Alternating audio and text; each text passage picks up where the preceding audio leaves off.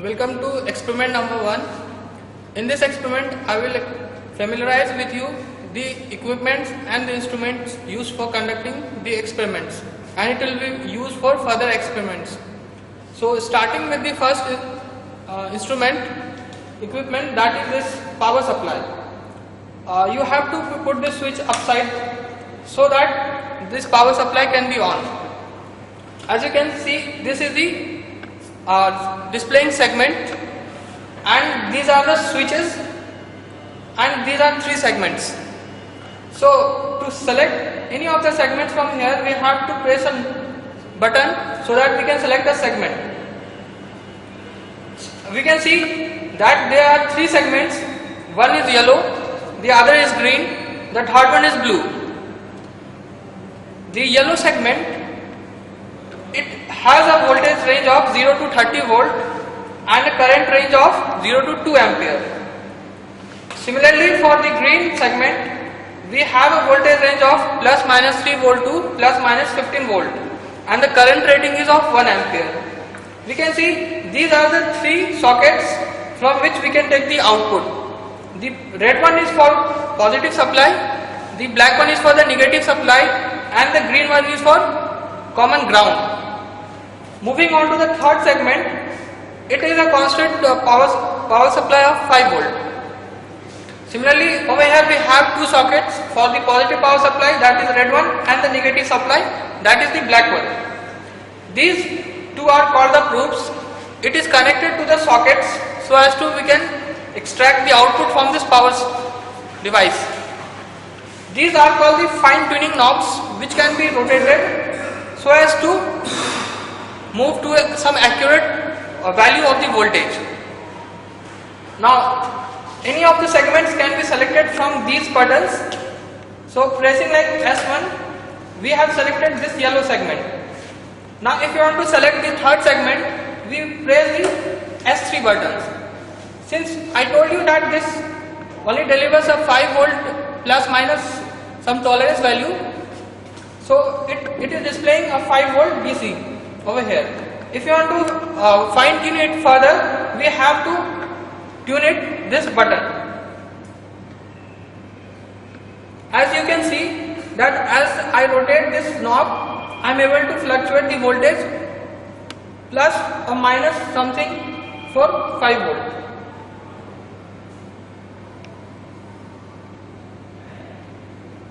Okay, now moving on to the second equipment, that is the function generator.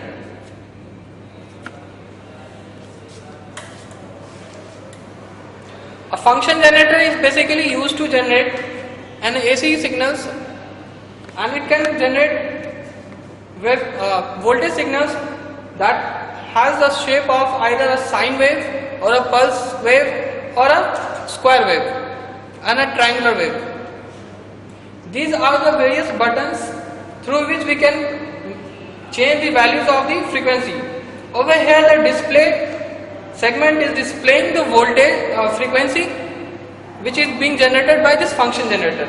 As you can see that currently it is displaying a 1 kilohertz frequency on its display screen. We can change the shape of the signal by pressing this wave button. Currently it is displaying a sine signal. Now if we want to move it to switch on to a pulse signal, we just have to press this wave button so that we can change it to some other shape. Currently it has moved to pulse shape. Now if we want to move it to triangular shape, again we have to press it. Now we can see there is a triangle shaped waveform. Again we have to bring it to sine shape signal. Again we have to press this button. So we can get back the sine signal again. Now these buttons are basically it is also used to manipulate the frequency, or we can change with these buttons by pressing whatever value is desired for our experiments. This is the variable frequency knob generator. Through rotating this knob clockwise or anti-clockwise, we can again change the frequency as per our desired values. Similarly, this is called the amplitude changing button. We can change or vary the amplitude by again moving this knob clockwise or anti-clockwise to get a desired voltage. Now these are called the sockets from where we can extract the output. This is a coaxial cable of 50 ohm resistance. It is also used to take the output from the function generator. Now moving on to the third equipment that is very important and it is used for observing the waveforms. It is called DSO, that is digital storage oscilloscope. It is used to observe various waveforms, either the input or the output for the experiments. Here also we have a central display segments. Currently it is displaying a sinusoidal waveform. Here we have various buttons and knobs. Again we are having two knobs or the sockets basically to give input to the oscilloscope to observe the waveform. It consists of two channels, channel 1 and channel 2, from which we can simultaneously observe two waveforms simultaneously. Now the waveforms can be seen on the display screen, and we can have automatic display of some various values over here. The yellow button or the yellow waveform shows that the signal is coming from channel 1. Simultaneously the same thing will happen for channel 2, but the display will come in a blue display. These are the various buttons and their functions are written below it. Some of the important buttons over here are like measure.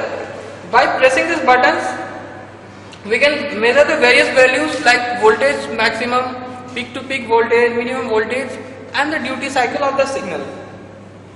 This is called the auto set button. If we are lost somewhere and we are not able to get our what exact waveform we wanted, or we don't need to panic, we can press this button so that the observation can start from the very beginning. Again, this knob is called voltage per division. It's a knob, we can again rotate it clockwise and anti-clockwise so that we can scale our signal for our convenience, so that we can observe it conveniently. The same property is for the channel 2 also, voltage per division. This knob is used to move the waveform upward or downward.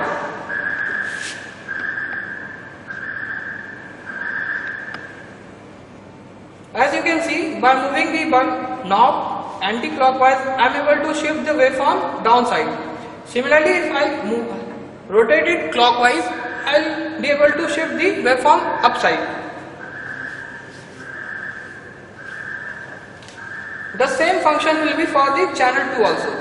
Now we have another knob that is for time division, so that we can make the variation in the time domain, horizontal axis that is. Since this is common for both the channels, so there is only one section for this horizontal sweep. See, by rotating this thing, we are able to shift the time division, time axis, left side or the right side.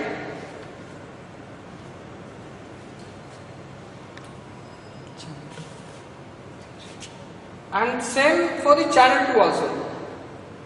We can operate the channel 2 with this button. Right now we are not connected any input signal to channel 2, hence we are getting a constant ground signal. Now moving to another device, that is the breadboard. This is called the breadboard. It looks like a slice of bread. This is the insulation part, and this is the breadboard where we make connections. Here we connect the various circuits to give the input and take the output from wherever we desire it. We can see very number of holes in this board. These and these two sections. are parallel. You can see that a parallel line going, and these are divided between a valley over here. These holes at the top and at the bottom are used to give the input supply and to take the ground it also over here, common supply. These holes, we can connect various circuits onto these holes so that we can connect the input and output from over here. Now these holes are not exactly all shorted. The top and the bottom segments are very similar.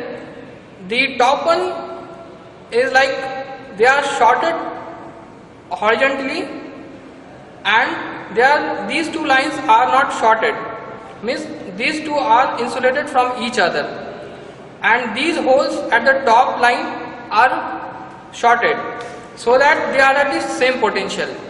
Similarly with this bottom line. Now moving on to this segment and this segment, these two segments are also very similar. The functions are similar. In this section we have holes that are shorted from top to bottom. These 5 holes are shorted, and these 2 parallel lines do not have any conducting or shorted path, means these 2 are also insulated from each other. Similarly, every parallel paths are insulated from each other, but every collinear points on this line is shorted, so they are at the same potential. Hence we make connections through with whatever ICs or any equipment we can connect it, and we can run jumper wires so that we can connect and make the desired connection so as to get our output from here. Now moving on to the third equipment, the digital multimeter. This is an instrument basically to measure various values like AC DC voltage, AC and DC currents, and resistance, and various passive devices we can calculate from over here. So basically to measure this we have 2 wires. These 2 wires can be connected to any supply or a passive device. The red one can be connected to the positive supply, and the negative one can be connected to the negative supply to measure the values of either the voltage or the current. But in case of a passive device, we can connect to any end of the device because they don't have any supply positive or negative. By moving this knob clockwise, we can select any of the mode. Right now just I have connected to our AC/DC voltage so that it can measure the voltage. Similarly for resistance, we can move on to this ohm sign position, so we can calculate the resistance. So these can be used to measure values of the different passive and various voltage and currents wherever we require it. We can turn it off from this knob, moving it clockwise or anti-clockwise. After getting familiarized with the various equipments used, which are going to be used in this experiment, we come to the first part of experiment 1, where we have to generate 5 kilohertz, 5 volt amplitude sine wave, and we have to observe the same on CRO. For that, we need to have connections from CRO to from function generator to CRO, for which we are using this breadboard. Okay. So as shown here, the signal output of function generator is connected to the this top rail, and same is taken out and connected to the CRO. Okay, and then we have ground connected of both the things. Okay. So now we power on the function generator. Okay, as we see here, we have to generate a 5 volt amplitude and 1 kilohertz sine wave. So for that, we set this is a knob by which we can vary the different waveforms which we are going to generate. So if we set here as sine wave, we are going to get a sine wave. Okay. After that, we are going to set the frequency. For that, here buttons are there. We press 1 and we press kilohertz. Okay, this generates 1 kilohertz sine wave. Now we need to check the amplitude. We need 5 volt amplitude, which means 10 volt peak to peak amplitude in our experiment. So we can change the amplitude by using this amplitude knob. So as we see here right now, amplitude on CRO is shown as if we want to see if we want to have a quick observation, we can just press this measure button, which is telling us that 5 volt amplitude is set here, peak to peak. Sorry, 10 volts. Okay, we can reduce it a little by changing this amplitude knob.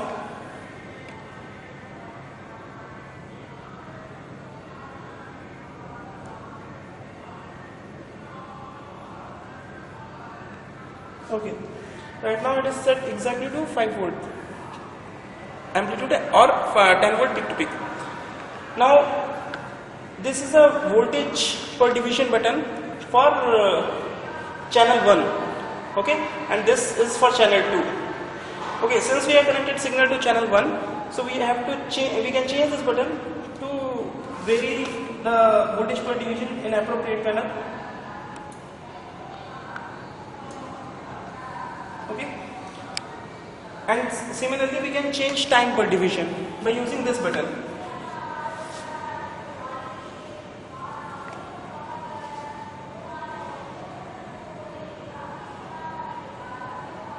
Okay, for measuring the time period of the waveform, what we can do is we can bring these we can measure the difference between these two peaks.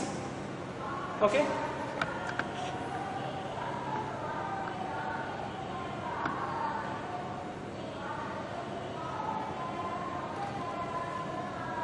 so as we see here, right now time per division is 25 or 250 microsecond, and difference between two peaks is 1, 2, 3, 4 peaks, 4 divisions. So we multiply 4 with 250 and we get 1000 microsecond, which is 1 millisecond. So it is essentially 1 kilohertz sine wave. That's what we had generated. Okay, measuring other way, we can directly press the measure button, which will show us the exactly what frequency is getting generated. It is shown here 1 kilohertz or 999 hertz. Then another way of measuring is by putting cursor. We can switch on the cursor button, and this is right now showing horizontal cursors. So we can press this XY, which will bring the cursor in vertical direction. Now using this variable knob, we can exactly align the cursor. For changing the cursor position,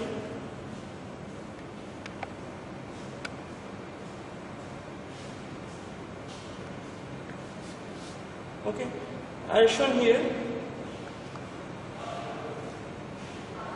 the difference is 1.01 millisecond, by which frequency, if we calculate, it will be 1 kilohertz. Okay. Now for similar way, we can see the various other waveforms. Like right now we have seen sine wave. We can see the square wave also. Okay. And similar way we can measure the time difference between the two.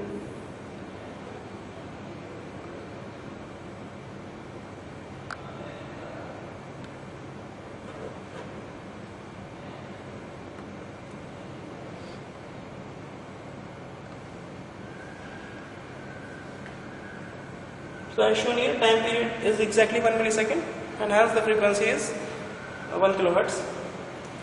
And amplitude also we can see.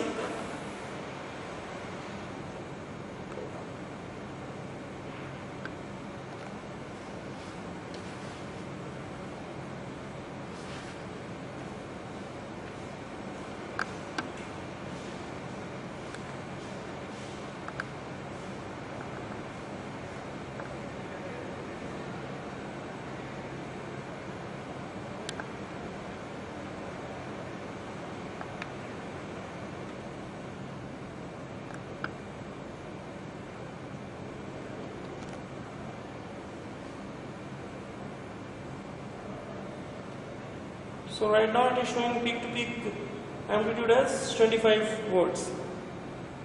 Okay, we can change it by changing the amplitude knob.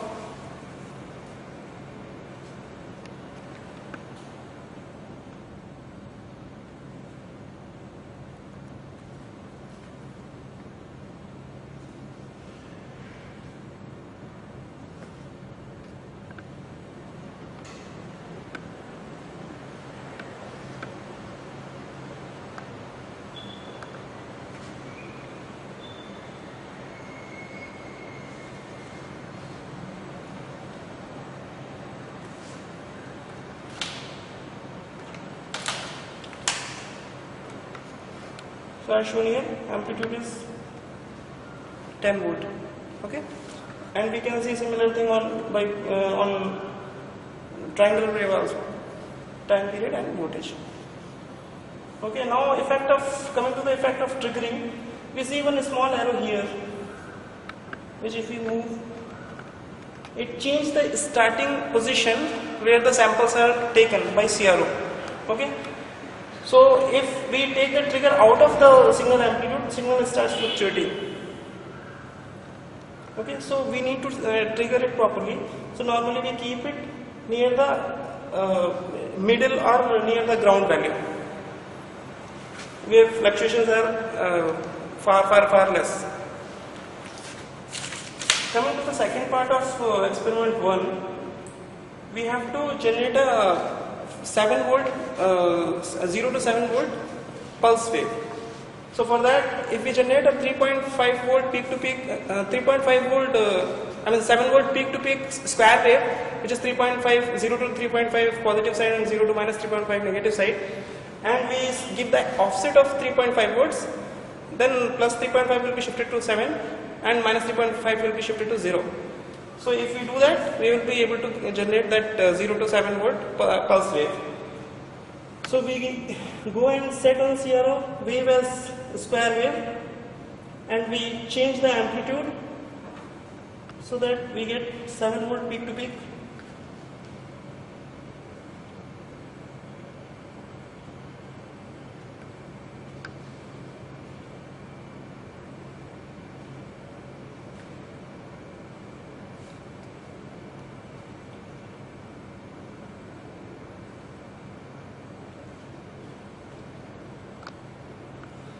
Okay, nearly 7 volt peak to peak, and we have to give the offset by using this offset knob, which when we pull, it will become effective.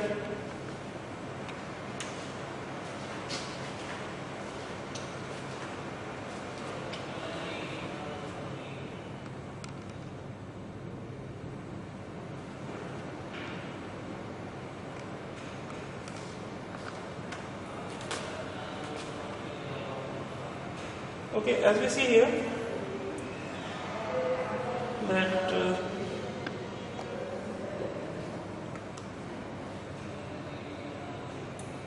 this is ground.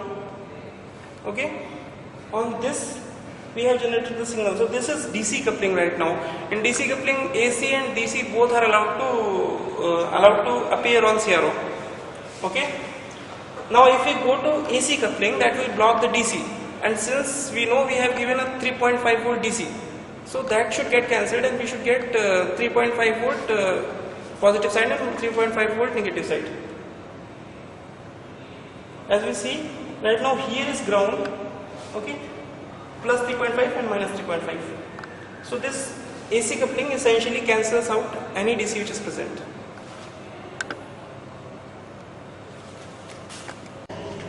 The next part of this experiment is to plot XY using DSO, that is digital storage oscilloscope.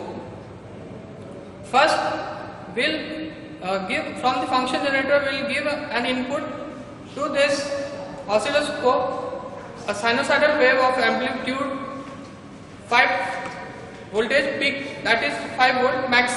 So the peak voltage will be 10 volt peak to peak, and the frequency will be 1 kilohertz. Mathematically, you can represent this signal with 5 sin omega t on to channel 1. So we are giving an input of 5 sin omega t to the oscilloscope to this channel 1.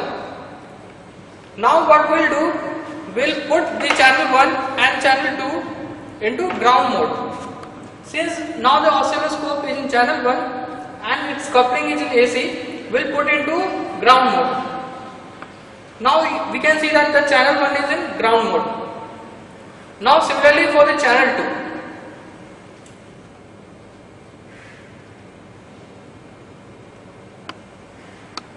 Now both the channel 1 and channel 2 are in the ground mode. Now we'll put the scope into XY mode.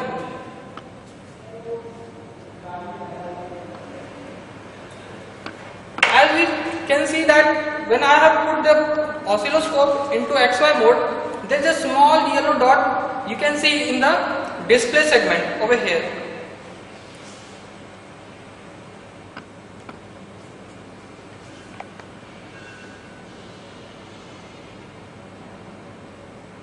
Now we have to move this dot to the center. So we can move this knob to put in left or right side, and this knob to move it upward or lower.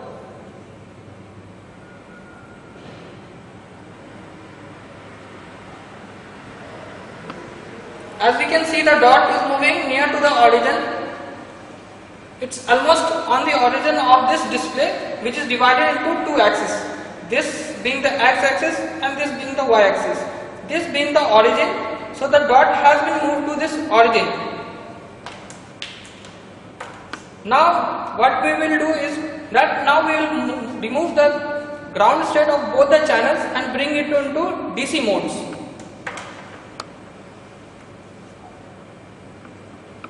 Now for channel 1 we have put it into DC mode. Similarly for channel 2 we have to bring it to DC mode. Now we can see that there is a linear graph between channel 1 and channel 2. Since we have given the same input to both the channels, hence we are obtaining a linear graph between X and Y. So we can observe this waveform and sketch it from over here. Now the next part of this experiment is to calculate the potential from a potential divider. We will use in that experiment a 210k ohm resistors, and the connections will be made on the breadboard. The two resistors will be of 10k ohm in series and across the function generator. So we will apply the function generator across the serial connections of the two 10k ohm resistors, and we will measure the output from the midpoint and the ground. So a potential divider is basically a circuit from which the voltage that output what we can get will be half of the input voltage. So we will try to make a circuit and observe the same thing on the screen.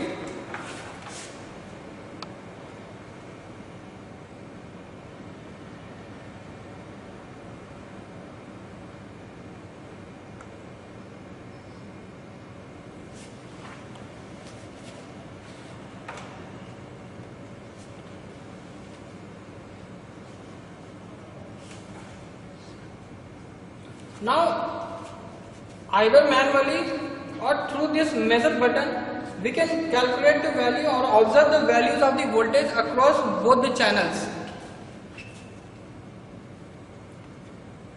Since the two channels were they got the input from the function generator, so the circuits were connected on the breadboard, which can be seen below.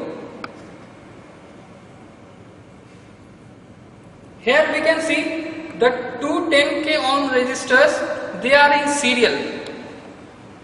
These two resistors are in serial, and we are giving the inputs across the one of the end of the resistor and the ground, and we are taking the output from the middle of the serial connections of the resistor and the ground, and we have connected it to the oscilloscope to observe the waveform. Here we can observe the inputs and the outputs.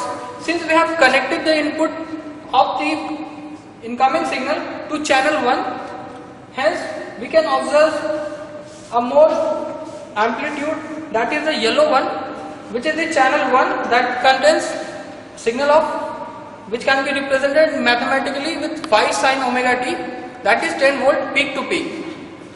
And theoretically we should be able to get from the output a sinusoidal wave of 5 volt peak to peak output signal, which is in blue as you can see it.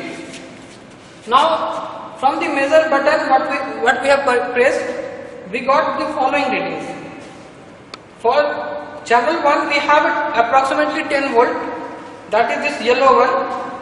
And for channel 2, from that circuit whatever we connected, the output we are being able to observe it is of approximately 5 volt. So we can say that our experimental values almost is very near or exactly the same that should be of theoretical value. And try to observe these waveforms and we will try to sketch the waveforms.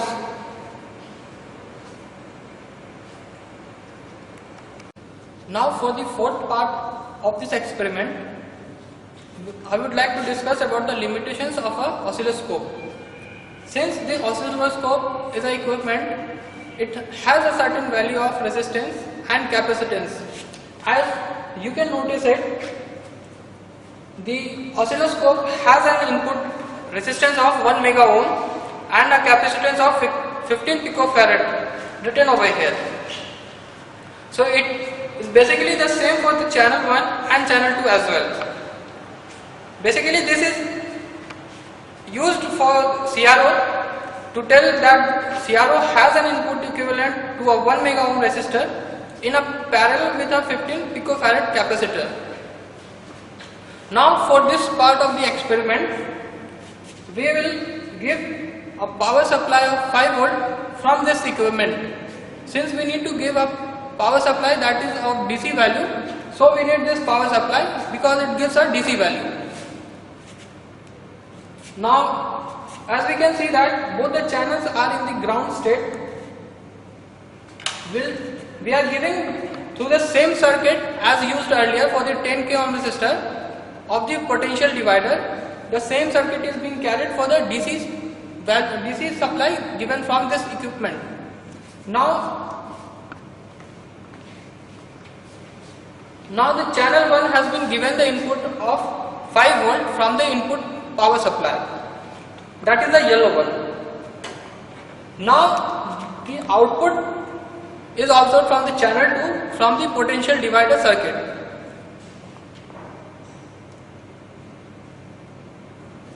We can see the output, the blue one, has been shifted upwards from the ground or the reference level. Now using the measure button, we can observe the values of the input and output of this signal. Now we can see the RMS value, that is the DC value for the input signal, that is for channel 1, is approximately around 5.4 volt. Now the output that we are observing over here, that is the blue line, the DC level or the RMS value for this output signal is around 2.7 volt, which is approximately the same as it should be for the theoretical value. So we can see that the theoretical value matches exactly with the experimental value. Now we will try to observe the same and measure the same values of the output and input value from the digital multimeter and try to find out what is the difference between the input and output values.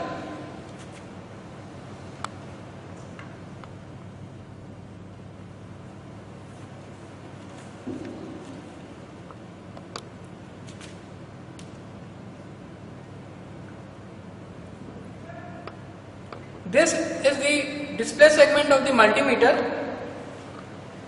and we have moved the knob to this voltage segment so that we can measure the voltage.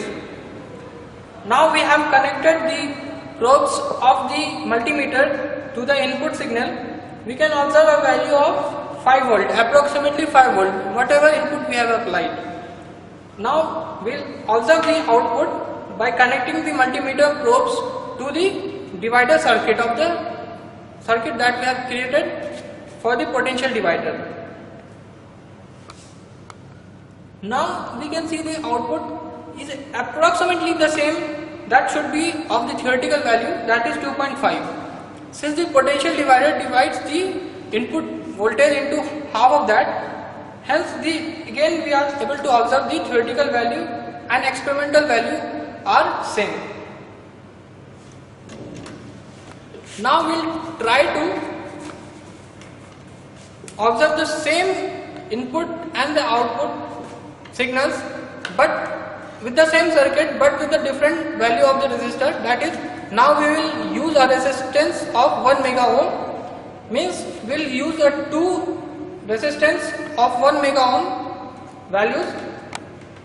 Again we will give inputs to this from the power supply, and the value will be 5 volt, and we will take the output from the midpoint of the circuit, that is from the potential divider point. And again we will try to observe first on the oscilloscope, then we will try to move it to the digital multimeter, and we will try to figure out what value are we able to observe it. Now moving to this oscilloscope, we have made the connections for 1 mega ohm potential divider. Previously we used a 10k ohm resistor for the potential divider circuit. Now we are using a 1 mega ohm resistor for this potential divider. Now again we are giving an input of 5 volt to channel 1, that is the input. This yellow line is the input. Again for the channel 1 we can see the input is around 5.5 volt, and for the channel 2 that we are observing for the output is the measured value is around 1.9 volt. Now again we will try to measure it on digital multimeter and try to observe the difference between the value calculated from the oscilloscope and the digital multimeter. Since for the first initial case of 10k ohm resistors, we were able to observe almost the same value, that the experimental value matched with the theoretical value, that 5 volt got divided into 2.5 volt. But in this case there was a difference of around 0.6 for the voltage, which is not exactly as a theoretical value. Now we will again try to observe it, the same circuit on the digital multimeter, and again try to find out what the difference comes out now.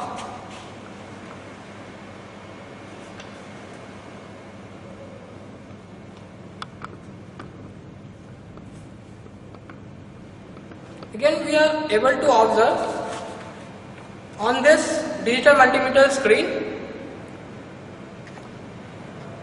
a voltage rating of 5 volt that we are giving as an input.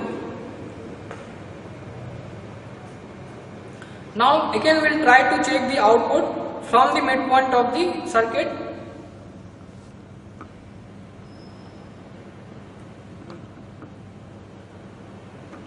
The value comes out to be 2.13 volt. This is the output of the potential divider circuit. Now what we have figured out, that when we calculated for the oscilloscope, measured the value from the oscilloscope of the potential divider output, we got an output of 1.9 volt from the oscilloscope. But giving the same input and measuring it from the digital multimeter, we observed the output voltage coming out to be around 2.15 volt, which is nearest to 2.5 volt. But still there is quite some difference between theoretical value and the experimentally observed value. Now I would like to explain why this difference is coming in this circuit of 1 mega ohm resistor and the previous circuit of 10 ohm resistor. The previous circuit matched exactly with the same theoretical value and the observed experimental value, but with 10 mega ohm, 1 mega ohm, sorry, we are able to see a slight difference between the theoretical value and the experimental value. As I explained, that oscilloscope has an input impedance of 1 mega ohm. So when we made the circuit of 1 mega ohm resistor, so that oscilloscope provided an input impedance of 1 mega ohm to this circuit, through which the potential across that output from where we were measuring the output got decreased to 1.9 volt. But the digital multimeter also provided an input impedance of 20 mega ohm, because digital multimeter that I showed you has an input impedance of 20 mega ohm.